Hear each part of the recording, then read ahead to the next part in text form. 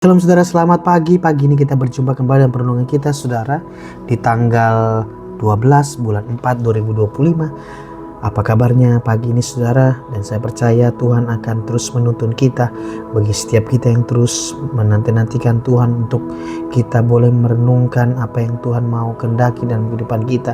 Kita tidak sibuk dengan penghidupan kita saja, tapi kita berusaha untuk mengerti apa yang menjadi kehendak Tuhan dalam kehidupan kita saudara. Dan pagi hari ini biarlah terus kita memiliki hati yang terbuka, hati yang terus mencari wajahnya saudara, dan terhubung dengan Tuhan pastinya. Dan biarlah dengan firman yang sederhana, disciple lunch, menyapa teman-teman semua, kiranya memberkati teman-teman semua pagi hari ini. Sebelum kita mendengarkan firman Tuhan, kita berdoa, kita minta tuntunan Roh Kudus berkata-kata di tengah kita. Kita berdoa. Bapa, terima kasih buat satu hari lagi Tuhan memberikan napas kehidupan buat setiap kami. Kami mengucap syukur karena Tuhan baik dalam kehidupan kami. Kami rindukan Tuhan Engkau. Sampaikan Tuhan buat isi hatimu untuk menguatkan kami sepanjang hari ini, sepanjang pagi, siang, sore, malam ini Tuhan. Kami rindukan Roh Kudus, sampaikan Tuhan apa yang menjadi isi hatimu yang akan menguatkan kami, yang akan membuat kami menang dalam satu hari ini Tuhan, karena firman yang dinyatakan atas setiap kami. Berkata-kata Roh Kudus hanya di dalam nama Yesus mulia. Amin. Salam saudara, pagi hari ini saat teduh saya Tuhan ingatkan tentang ini saudara. Bagaimana kita sebagai anak-anak Tuhan memiliki tugas untuk kita memberitakan Injilnya saudara dikatakan. Dan pagi ini menjadi yang mengusik saya pagi ini. Bagaimana waktu kita memberitakan Injil bukan karena upah, tapi karena keharusan dalam Tuhan. Karena ada satu wujud untuk rasa kasih kita kepada Tuhan. Tuhan sudah baik buat setiap kita, menyelamatkan kita. Dan kita boleh menyatakannya ini kepada orang lain yang mungkin belum mengenal Tuhan saudara. Dan biarlah ini saudara, hati yang memberitakan Injil ini, ya dikatakan bukan karena upah, bukan karena take for granted saudara, untuk mendapatkan timbal balik upah saudara, tapi karena ini adalah karena keharusan di dalam Tuhan. Dan temanya saudara pagi hari ini Tuhan berikan buat tema buat pagi ini tentang perenungan kita, yaitu tentang keharusan memberitakan Injil bagi orang percaya. Sekali lagi, keharusan memberitakan Injil bagi orang percaya. Dan bacaan kita saudara dikatakan di 1 Korintus 9 16-19, dikatakan perikopnya hak dan kewajiban rasul. Ayat 16. Karena jika aku memberitakan Injil, aku tidak mempunyai alasan untuk memegahkan diri, dikatakan.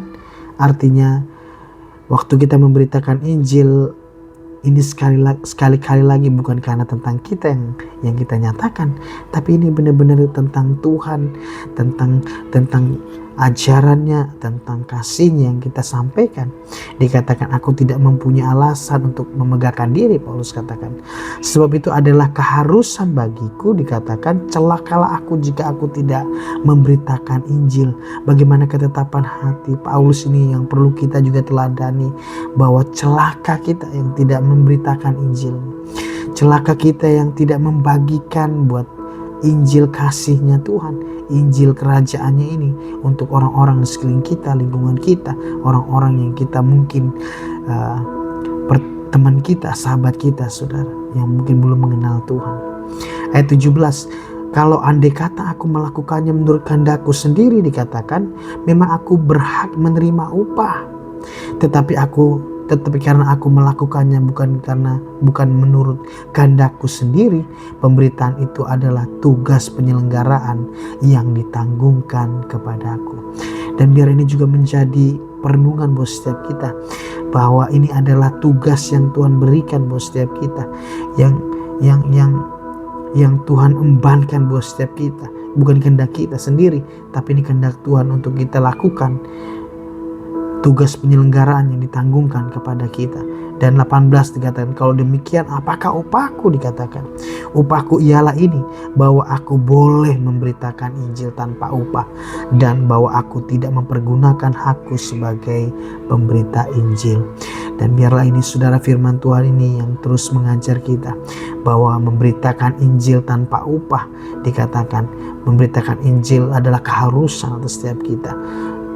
Dan ini menjadi tugas kita. Ayat 19, sungguh pun aku bebas terhadap semua orang, Aku menjadikan diriku hamba dari semua orang supaya aku boleh memenangkan sebanyak mungkin orang. Dan saya percaya ayat 19 ini bicara bagaimana hati yang melayani jiwa-jiwa itu boleh ada. Hati yang kita mendengarkan, dikatakan menjadikan diriku hamba dari semua orang untuk mendengarkan apa yang menjadi kerinduan orang-orang sekeliling kita, untuk membagikan kasih kepada mereka supaya kita boleh memenangkan mereka sebanyak mungkin untuk Tuhan.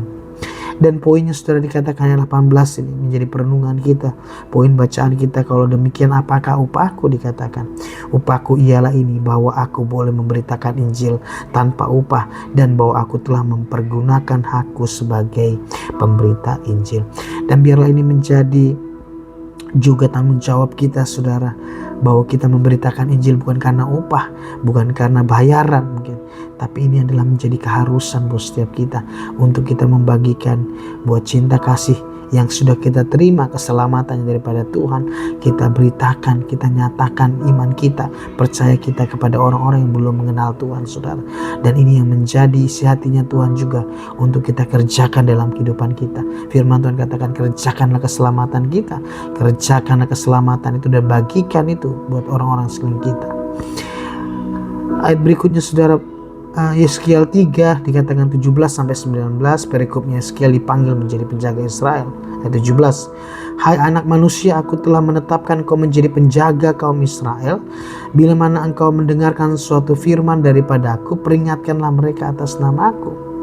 Ayat 18, kalau aku berfirman kepada orang jahat, engkau pasti dihukum mati, dan engkau tidak memperingatkan dia atau tidak berkata apa-apa untuk memperingatkan orang jahat itu dari hidup yang jahat supaya tetap hidup, orang jahat itu akan mati dalam kesalahannya, tetapi aku akan menuntut pertanggungjawaban atas nyawanya daripadamu.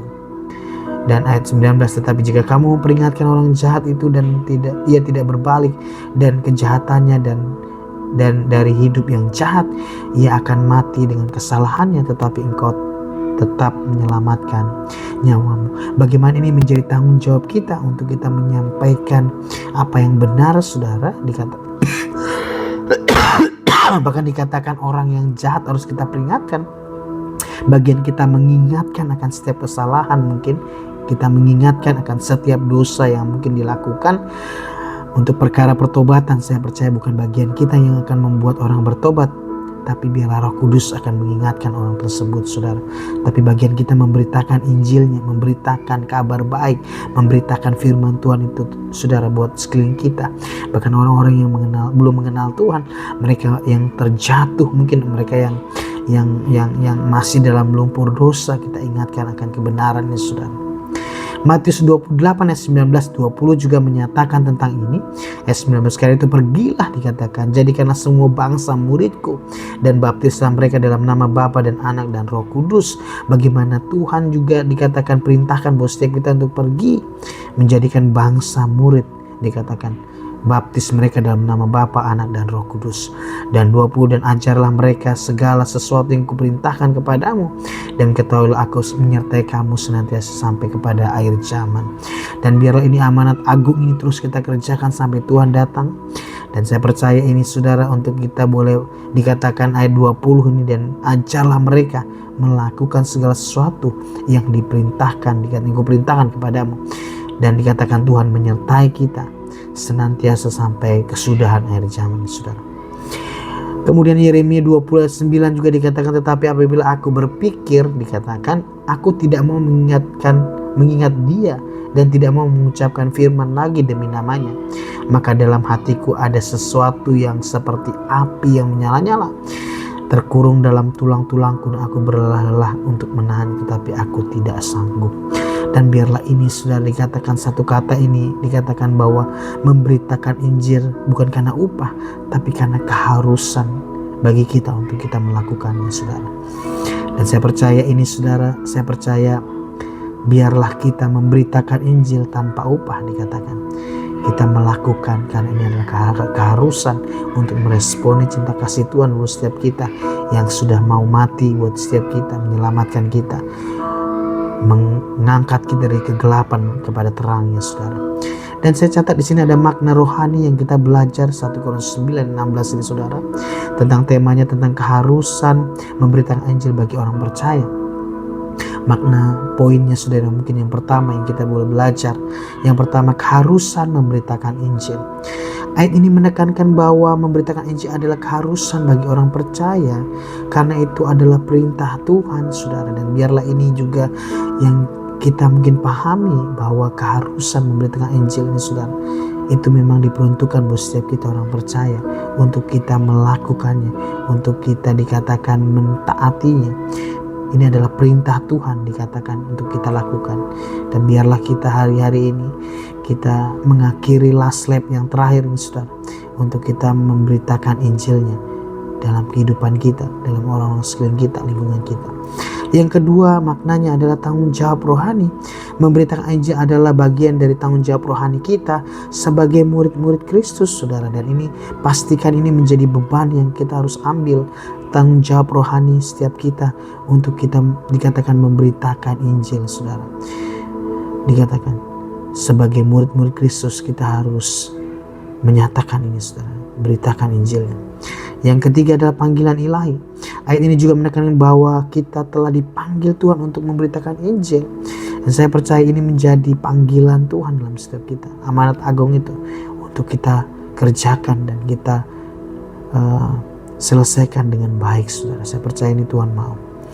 Dan terakhir, aplikasi dalam kehidupan sehari-hari terkait dengan 1 Korintus 9:16 saudara, yang mungkin kita bisa pelajari poinnya saudara. Aplikasi yang pertama, berbagi iman. Kita dapat berbagi iman kita dengan orang lain dikatakan, baik melalui perkataan maupun perbuatan saudara. Dan biarlah ini kita nyatakan iman kita untuk kita berbagi kepada orang lain. Salah satu juga mungkin ekspresi daripada kita memberitakan Injil melalui perkataan perbuatan kita.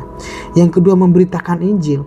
Kita dapat memberitakan Injil kepada orang lain dikatakan, baik melalui gereja maupun melalui kegiatan sehari-hari, dalam mungkin lingkungan rohani, dalam gereja, mungkin pelayanan kita, ataupun mungkin dalam kehidupan kita sehari-hari saudara. Kita dapat memberitakan Injil untuk menyatakan bahwa Tuhan itu baik, mungkin bagi mereka-mereka yang mungkin mengalami ada satu tekanan, pergumulan saudara. Kita hadir buat mereka untuk menyatakan kasih Tuhan. Yang ketiga, menjadi saksi Kristus dikatakan. Kita harus menjadi saksi Kristus dalam kehidupan kita sehari-hari dengan menunjukkan kasih kita, kebaikan kita kepada orang lain. Dan biarlah ini karakter Kristus ini saudara, menjadi saksi Kristus ini juga boleh ada dalam kehidupan kita. Dan yang terakhir, yang keempat, menggunakan talenta kita. Ini yang penting. Kita harus mengembangkan atau menggunakan talenta dan kemampuan kita untuk memberitakan Injil, memuliakan Tuhan. Biarlah seberapa mungkin talenta yang Tuhan percayakan, mungkin gak banyak, tapi biarlah itu kita kembangkan itu saudara. Dan dikatakan menggunakan talenta dan kemampuan kita untuk memberitakan Injil dan memuliakan Tuhan Bapa kita di surga. Bapa, terima kasih buat pagi ini Tuhan. Terima kasih buat firman-Mu yang sederhana yang mengajar kami Tuhan di tema kami Tuhan, yaitu keharusan memberitakan Injil bagi orang percaya. Yang pertama, aplikasi kehidupan kami sehari-hari, kami berbagi iman. Kami dapat berbagi iman percaya kami kepada orang lain, dan kami dengan melalui perkataan dan perbuatan kami. Yang kedua, memberitakan Injil. Kami dapat memberitakan Injil kepada orang lain, baik dalam lingkungan gereja, dalam pelayanan kami dan kehidupan kami sehari-hari. Dan yang ketiga, kami menjadi saksi Kristus. Kami terus menjadi saksi Kristus di dalam kehidupan kami sehari-hari, menunjukkan kasih dan kebaikan Tuhan kepada orang sama kami Tuhan. Biar Tuhan pakai kami menjadi saksi. Yang keempat, menggunakan talenta yang Tuhan percayakan buat setiap kami. Kami menggunakan talenta yang Tuhan berikan buat setiap kami dengan kemampuan kami untuk memberitakan Injil, untuk memuliakan Tuhan dalam kehidupan kami. Terima kasih, berkati setiap firman yang kami dengar pagi ini. Kami ukir dalam loh hati kami Tuhan, sehingga sambil lalu kami boleh belajar, kami boleh mengaplikasikan buat setiap kehidupan kami Tuhan, firman-Mu ini Tuhan. Berkati teman-teman hamba-Mu sepanjang hari ini, aktivitas apapun yang dikerjakan Tuhan, buat berhasil. Kiranya ada kemudahan untuk memberikan buat setiap kami. Kiranya Tuhan pagi hari ini Tuhan Engkau berkenan tangan terulur atas setiap kami, memberkati kami.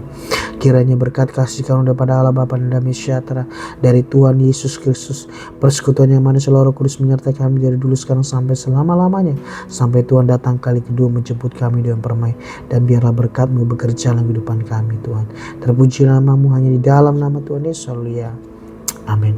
Salam saudara, tetap giat untuk kita memberitakan Injil, untuk kita boleh menyatakan kebaikan Tuhan dalam setiap lingkungan kita, orang-orang sekeliling kita. Saudara, tetap kerjakan amanat agungnya dalam kehidupan kita. Tuhan Yesus memberkati teman-teman semua. Stay safe, stay healthy. May God bless you. Amin, amin.